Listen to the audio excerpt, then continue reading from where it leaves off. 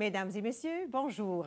Télévision Rogers est ravie de vous accueillir aujourd'hui pour le débat des candidats et des candidates du quartier Ottawa-Vanier, organisé dans le cadre des élections provinciales qui se dérouleront le 27 février prochain, ici à Ottawa. Nous avons lancé l'invitation à tous les candidats et à toutes les candidates de tous les partis qui se présentent pour cette élection. Et voici ceux qui ont choisi de participer aujourd'hui. Nous accueillons donc M. Christian Prou du Parti vert, Madame Lucille Collard du Parti libéral et Madame Myriam Gilani du Parti NPD. J'ai bien dit ça? C'est ça. Super. Alors, ces gens souhaitaient partager leurs idées avec la communauté francophone. Alors, voici comment se déroulera le débat. Nous allons débuter avec un mot de bienvenue de chaque candidat d'une durée d'1 minute. Ensuite, nous passerons à la période de questions. Chaque candidat aura 45 secondes pour la première réponse. Ensuite, 2 minutes de débat entre les 3 candidats. Et nous reviendrons avec un 30 secondes à la personne à qui j'ai posé la question en tout premier. Pour conclure, chaque candidat aura, selon le temps restant, environ 1 minute pour un mot de la fin. Et certain, le tout se déroulera en français. Alors, nous avons tiré au sort qui allait nous adresser en premier. Et pour le mot d'introduction, nous allons débuter avec M. Christian Prou du Parti vert. Merci. Je me présente. Mon nom, je m'appelle Christian Prou. Je suis le candidat vert pour Ottawa-Vanier. Et les Verts ont un plan pour mettre les gens en premier, pour mettre les gens vers les profits, pour s'assurer que nous avons des communautés abordables. Nous avons un système de santé qui est effectif, qui travaille pour les gens, et pour un système d'éducation aussi. Nous sachons et nous reconnaissons qu'il y a beaucoup de besoins qui sont pas adressés de nos jours. Nous avons des besoins de base et nous avons beaucoup de besoins pour faire une société qui se déroule de façon efficace et effective. Donc, le grand plan, c'est de toujours l'environnement. On doit s'adresser, c'est de simplifier les choses, de mettre plus d'argent dans les poches des gens pour leur aider à devenir plus des entrepreneurs, pour les aider pour faire un meilleur monde plus complet. Merci beaucoup. Maintenant, nous allons passer à Mme Collard du Parti libéral. Merci. Et en fait, je veux commencer par remercier Rogers pour avoir organisé cet important exercice démocratique en français. Je suis Lucille Collard. Mon implication citoyenne a commencé il y a un peu plus de 20 ans, où est-ce que je me suis impliquée à l'école de mes enfants. J'étais la présidente du conseil d'école. Je suis devenue ensuite conseillère scolaire avec le CEPEO. J'ai été la présidente et je me suis lancée finalement en politique provinciale. Je suis assez fière du travail que j'ai accompli pour aider notre communauté. Et l'ouverture de l'école Trait-des-Bois, pour ceux qui la connaissent, c'est certainement un accomplissement qui m'a encouragée à continuer en politique provinciale. À titre de députée, même dans l'opposition, j'ai été capable d'obtenir des résultats. J'ai obtenu du financement pour une clinique d'infirmières praticiennes qui va ouvrir bientôt dans Vanier. J'ai également passé de la législation pour aider les victimes du trafic humain. Et vraiment, je suis plus motivée que jamais à continuer à travailler pour vous et pour nos familles. Merci beaucoup. Et enfin, nous allons passer à Mme Gilani du Parti NPD. Bonjour, je m'appelle Myriam Gilani et je suis votre candidate pour l'NPD de l'Ontario à Ottawa-Vanier. Et je suis honorée d'avoir cette plateforme aujourd'hui. Ma campagne a un seul objectif: amplifier les voix de notre communauté, des voix qui ont été ignorées pendant trop longtemps. Les résidents que je rencontre me partagent constamment leurs difficultés à joindre les deux bouts et leur espoir pour un meilleur avenir. Pourtant, ceux qui sont au pouvoir n'écoutent pas. Nous avons été pris pour acquis et nous continuons de l'être. Ottawa-Vanier a été représenté par un député libéral depuis 1971 et ils agissent comme s'ils avaient fini de travailler pour votre vote. La complaisance est l'ennemi du progrès. Les gouvernements, tant libéraux que conservateurs, ont sous-financé nos services. Il est facile de blâmer Doug Ford, mais ses problèmes sont antérieurs à son mandat. Les libéraux comme les conservateurs n'ont pas à cœur les meilleurs intérêts de nos familles. Ce sont les deux faces d'une même médaille. Vous méritez mieux de la part de votre gouvernement. Envoyez un message clair à Doug Ford en votant pour l'NPD le 27 février. Merci beaucoup. Nous passons à la première question et je vais commencer avec vous, M. Prou. D'après plusieurs sites d'hébergement canadiens et ontariens, on voit que le coût des maisons à Ottawa a augmenté de 44 depuis les 5 dernières années. En février 2020, le prix moyen d'une maison à Ottawa était d'environ 464 000. Aujourd'hui, en février 2025, on voit des prix d'environ 670 000. Ce phénomène est une issue économique autant que politique. Comment proposez-vous alléger ou du moins aider vos électeurs avec leur rêve d'être propriétaires ou même locataires d'une maison ou d'un appartement? Qu'est-ce qu'on vit aujourd'hui? C'est une négligence à avoir des logements abordables pour les gens de la société. Donc, depuis 1997, ils sont retirés du programme de bâtir des maisons abordables. Et ces gens-là font partie du marché, constatant que les développeurs vont nous bâtir des maisons abordables pour les gens. Et puis, ça n'arrivera pas. Ce n'est pas leur mandat, ce n'est pas dans leur responsabilité. Bâtir des logements qui sont abordables et pour faire un coût de la vie pour les gens qui sont capables de se supporter eux-mêmes, ça prend de l'aide du gouvernement et c'est là où il y a un manque, c'est là que le Parti vert va se pousser. Nous avons 2 minutes pour le débat. Oui, je peux commencer. En fait, le Parti libéral, on a développé un plan parce que, évidemment, c'est quelque chose qu'on voit, qu'on entend beaucoup. On a des enfants. Moi, j'ai un jeune adulte à la maison et il ne sait pas quand est-ce qu'il va pouvoir déménager puis s'acheter une maison parce que, justement, ce n'est pas abordable. Alors, il faut réduire le coût de construction des maisons si on veut que les maisons puissent coûter moins cher. Alors, ce qu'on voudrait faire, c'est vraiment éliminer la taxe du transfert immobilier pour les premiers acheteurs, aussi pour les personnes âgées qui voudraient avoir une maison plus petite. Et on veut créer un important partenariat avec les constructeurs à but non lucratif. Ici, à Ottawa, on a le logement communautaire Ottawa. Ils ont vraiment une expertise à construire des logements de toutes sortes, des logements communautaires qui sont accessibles. Alors, on va investir dans ce type de partenariat-là pour pouvoir augmenter la masse de logements puis que tout le monde puisse trouver quelque chose d'approprié. Si je regarde ma propre génération, c'est pas juste qu'on se demande si on va être capable de se payer une maison un jour, c'est qu'on a juste vraiment accepté le fait que ça n'arrivera pas probablement dans notre vie. Et si on a juste de la misère à se payer un loyer, on peut même pas imaginer avoir une maison. Le NPD veut vraiment construire des logements abordables. Donc, on en a parlé souvent, mais aussi, on veut retourner, on veut parler des loyers également, parce que ça, c'est un petit peu plus la réalité en ce moment. On veut vraiment rétablir un véritable contrôle des loyers qui a été enlevé. Et ça, c'est pas quelque chose qui marche juste pour notre génération. C'est quelque chose qui impacte aussi les seniors, qui impacte les familles qui, peut-être un jour, il y a une urgence, puis tout d'un coup, on n'est plus capable de se payer notre loyer. M. Proulx, je reviens à vous pour le mot de la fin, 30 secondes. C'est ça. Effectivement, beaucoup de... Qu'est-ce qu'on a aujourd'hui? On était avec le modèle de bâtir des maisons unifamiliales étendues comme Covilla et puis des gros édifices. Et ça ne marche pas. Qu'est-ce qu'on a oublié? C'est le milieu. C'est les triplex, c'était duplex. Un triplex, ça donne l'opportunité de quelqu'un d'être son propre entrepreneur, de prendre soin de sa propre endroit. La meilleure façon, c'est d'aider les gens et aider la société. Merci beaucoup. Je passe maintenant à Mme Collard. Selon le dernier recensement de Statistique Canada, le français est la première langue officielle parlée de 14,9 % de la population d'Ottawa. On retrouve à Ottawa-Vanier une grande population francophone. Si vous êtes élu, comment comptez-vous soutenir le milieu artistique et culturel de la francophonie à Ottawa-Vanier? Oui, merci. Une bonne question parce qu'on oublie justement trop souvent le secteur des arts et médias et de la culture. Malheureusement, quand les gouvernements veulent couper sur les dépenses, c'est souvent un des premiers domaines qui va être affecté. Et pourtant, c'est tellement important parce que les médias, écoutez, on est ici aujourd'hui devant des gens qui travaillent dans le domaine des médias avec derrière les caméras et tout ça. Alors, c'est important. Sinon, si on n'investit pas dans ce secteur-là, c'est l'information qui ne se communiquera pas. Et pour les francophones, c'est vraiment important. La culture, c'est notre façon de nous exprimer et on a besoin de l'encourager.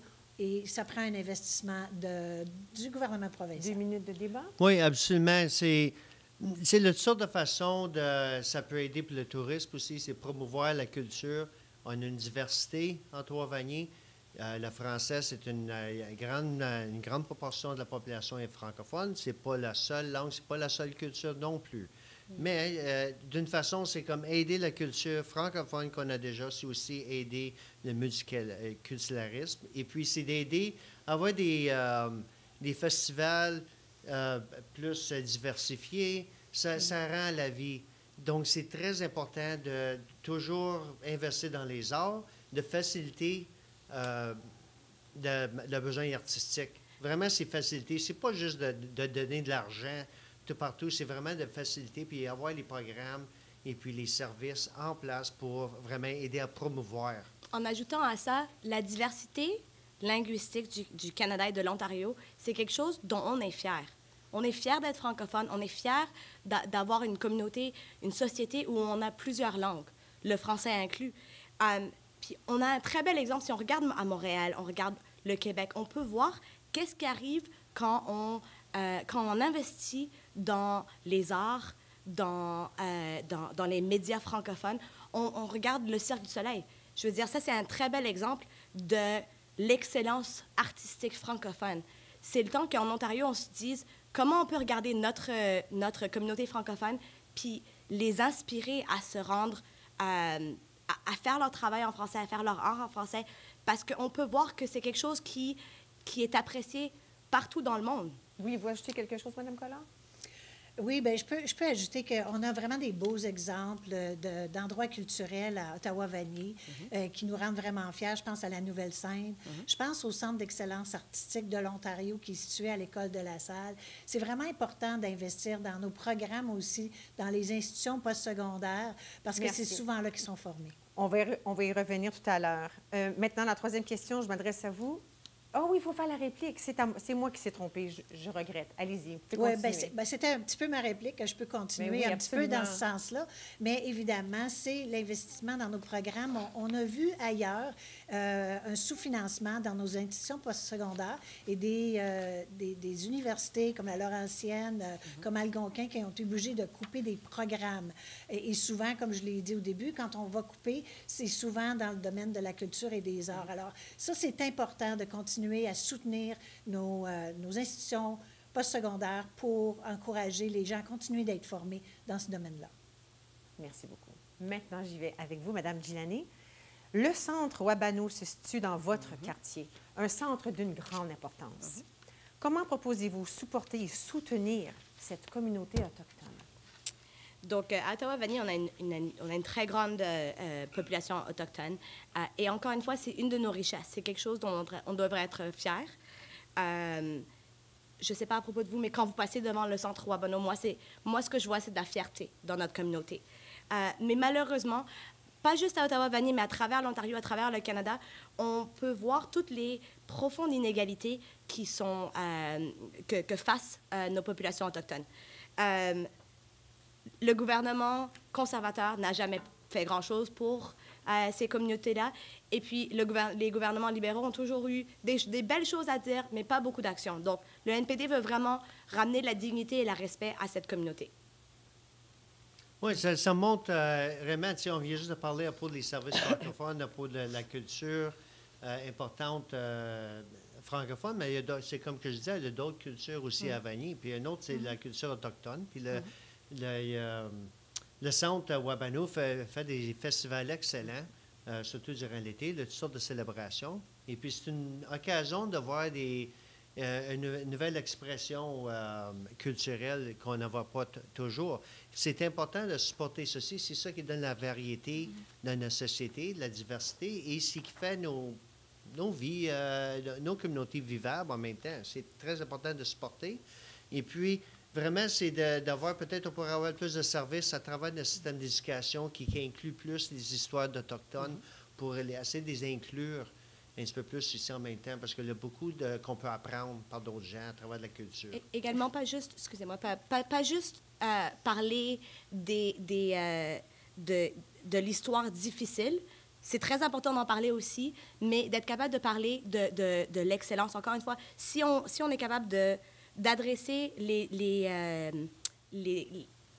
demandes de base et offrir de la dignité à une communauté, on leur donne l'opportunité de partager leurs histoires, leur art, mais d'une manière où on focus sur l'excellence, pas nécessairement juste sur toute les choses qui se sont passées dans le passé, qui se passent encore, les inégalités, la difficulté, mais on peut voir les belles histoires Je peux aussi. dire un mot Ouais. avant qu'il n'y ait plus de temps? Excusez, Ouais, après. ouais. Non, mais je pense que c'est vrai qu'il y a beaucoup d'Autochtones dans Ottawa-Vanier, surtout à Vanier, puis il y en a beaucoup qui ont des défis.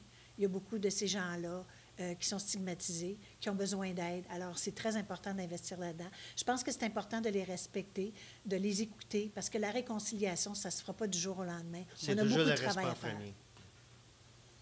Alors, le dernier 30 secondes, je retourne à vous, madame. Juste pour ajouter une chose, le NPD est vraiment prêt à se battre et à reconnaître le fait que si on demande la dignité et du respect pour toutes nos populations, la première population à qui on doit ça, c'est notre population autochtone. Le fait qu'on vit dans un pays comme le Canada et qu'on a des populations qui n'ont pas accès à de l'eau potable, à des soins de santé, c'est quelque chose dont on devrait avoir honte de ça. On veut vraiment se battre pour que ces services de base commencent. Merci. Je reviens à vous, M. Proulx. Avec déjà plus de 25 ans de la grande lutte pour le maintien de l'hôpital Montfort, l'accès de la santé pour la population francophone est toujours préoccupante. Comment comptez-vous ou votre parti soutenir et accroître l'accès aux services de santé en français dans la région d'Ottawa et l'accès de la santé, point à la ligne?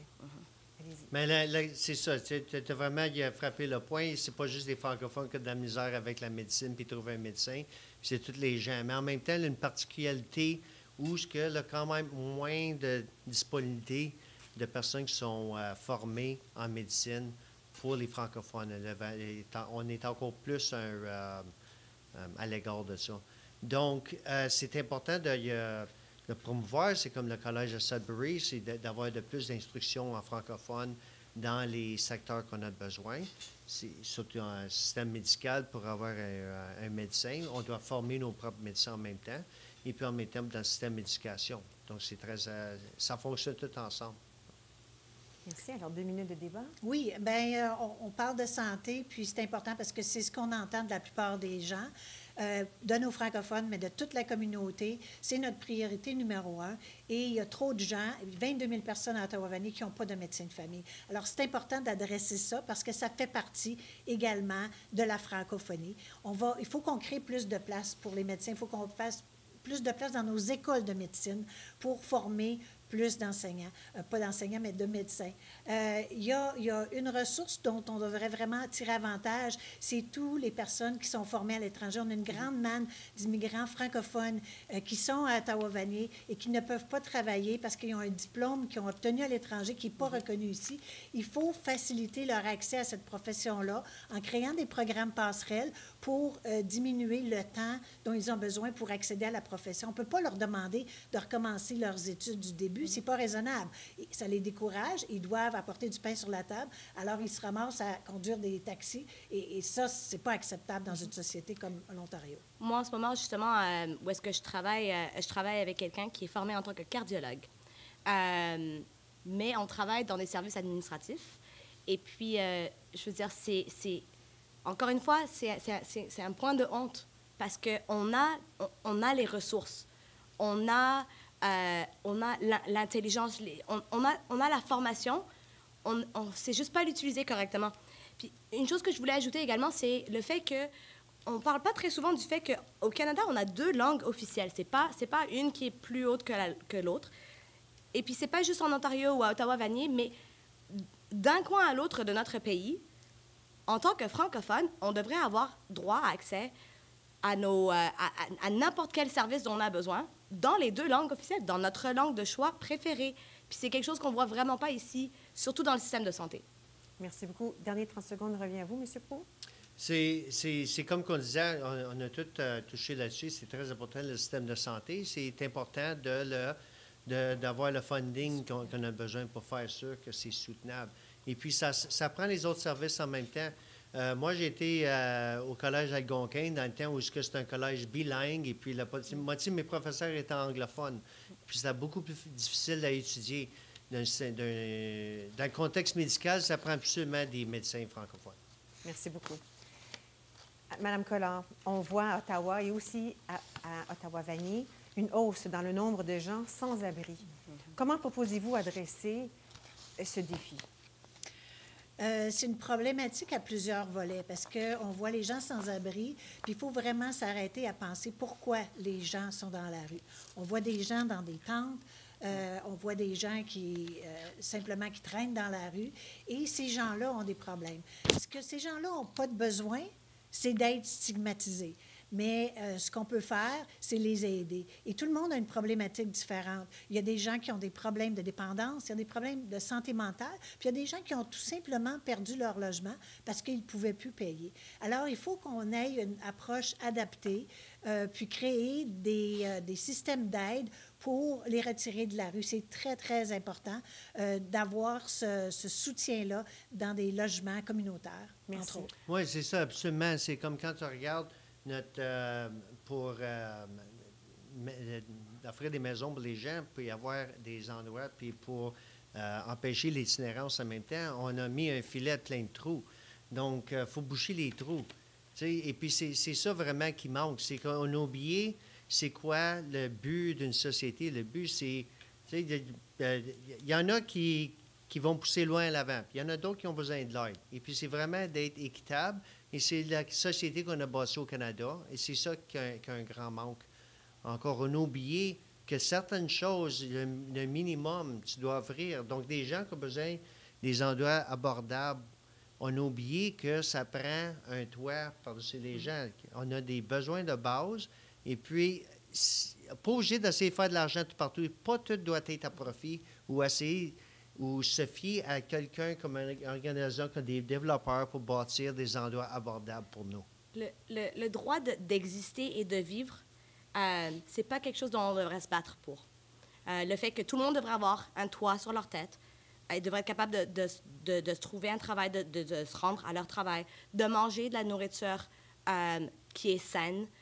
Si on commence avec ça, on fait en sorte que les gens peuvent sortir du moment où ils sont juste...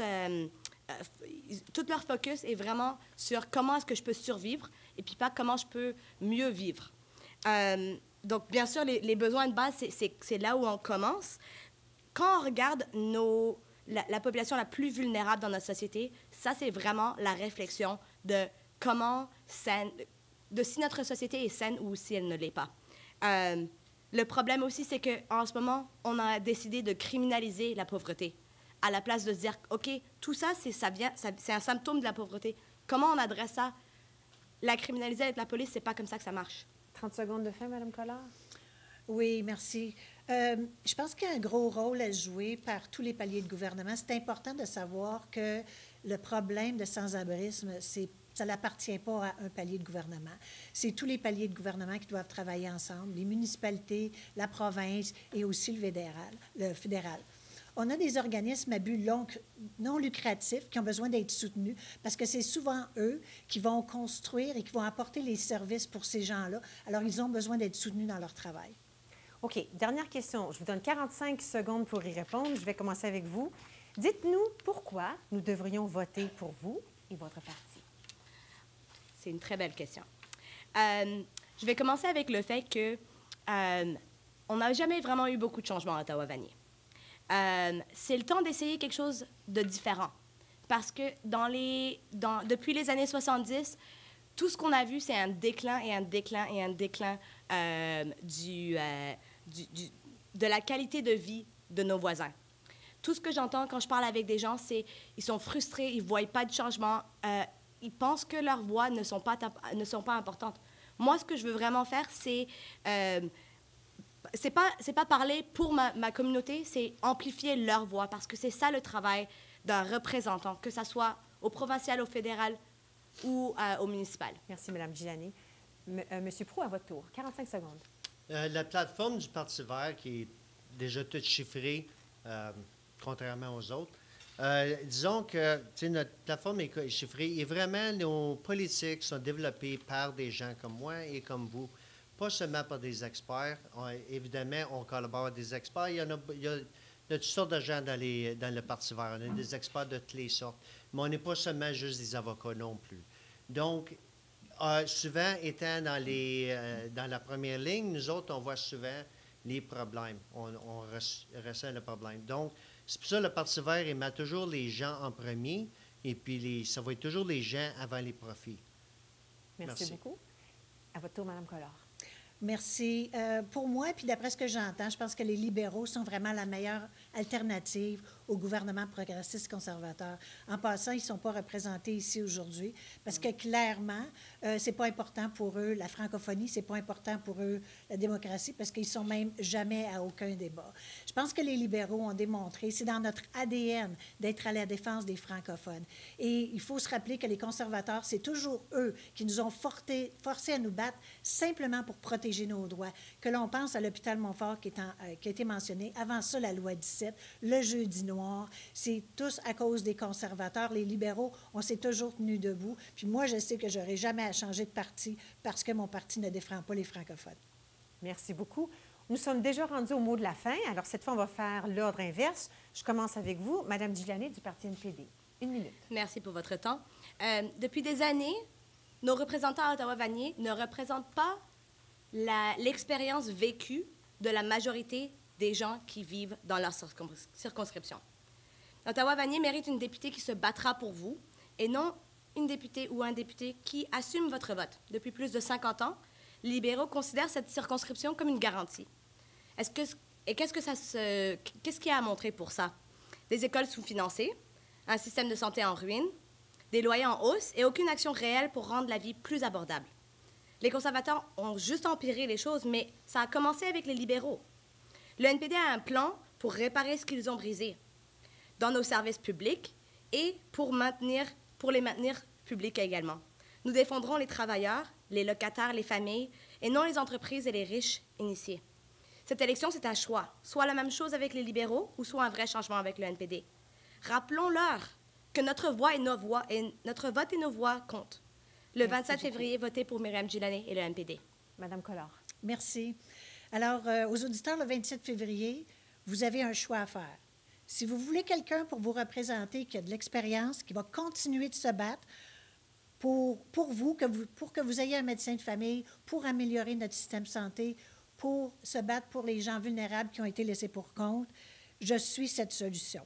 Je vais travailler sans relâche pour des solutions afin d'aider ces gens vulnérables et j'espère compter sur votre vote et que vous allez mettre un X à côté de Lucille Collard, pas sur mes pancartes, s'il vous plaît. Cette élection coûteuse n'était pas nécessaire. Doug Ford a déjà le mandat qu'il demande. On devrait lui montrer qu'on n'est pas d'accord et qu'on ne va pas se laisser duper par sa tentative de se garder un job pour un autre 4 ans ou de se faire acheter votre vote avec un chèque de 200 $.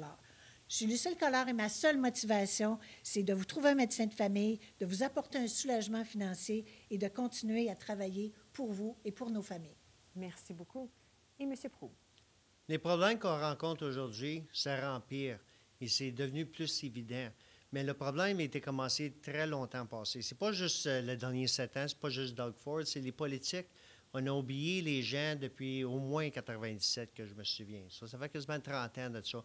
Et maintenant, on a commencé à voir qu'est-ce qui arrive quand tu négliges tes besoins. Si tu regardes une façon d'une maison, on a oublié d'investir dans une fondation.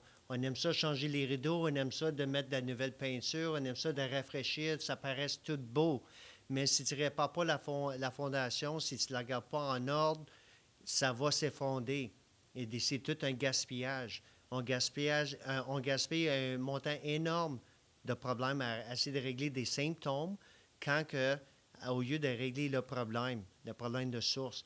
Mettez les gens en premier, mettez les besoins des gens avant ça même et votez vert. Merci beaucoup. Je prends ce moment pour vous remercier d'avoir participé à ce débat aujourd'hui et je vous remercie, vous, à la maison, d'avoir été des nôtres aujourd'hui pour le débat. N'oubliez pas que ce débat ainsi que tous les autres seront disponibles en ligne chez TV Rogers. Nous vous rappelons que la date de l'élection est le 27 février prochain. Surtout, n'oubliez pas de passer au vote. Et puis, vous allez pouvoir aussi voir tous les débats que nous avons faits au courant de cette semaine sur tous les médias et les réseaux sociaux de TV Rogers. Alors, je présente Catherine Marion. Merci beaucoup d'avoir été avec nous. Merci.